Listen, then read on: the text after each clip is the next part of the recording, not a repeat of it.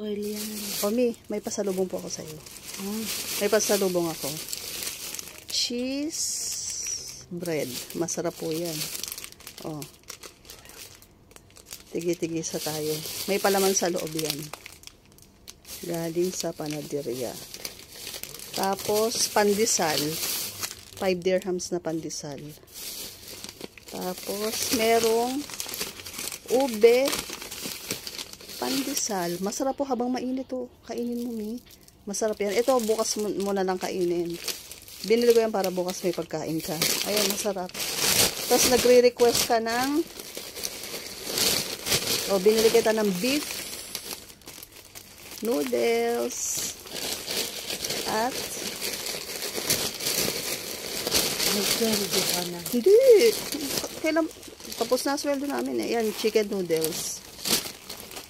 Tapos, syempre, wala ng Colgate. Bumili ng Colgate. At pinabibigay po ni Vanessa. Yan, pinabibigay ni Vanessa yan.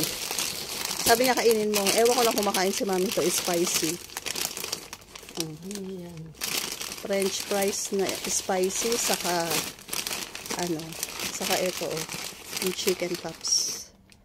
Na spicy. Sarap. Ano pa?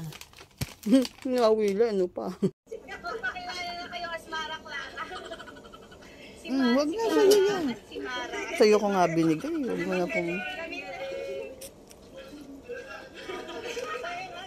Grabe yun. Grabe yung commitment niya doon. Grabe ang commitment. Yung nandito. Kinalagot siya.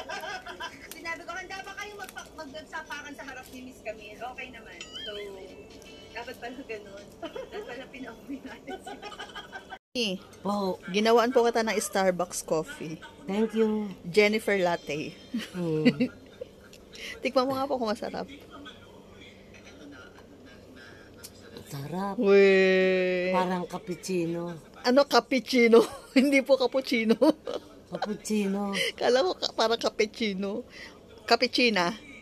Ayoko nga yun. Kape ng China. Cappuccino. Ayoko yun. Masarap po yan, ha? Gusto ko pa barako.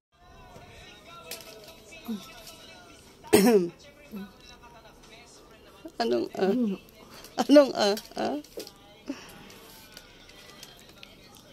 Kumain ka na po? Kain na, tara. Maghapon ako. Tara.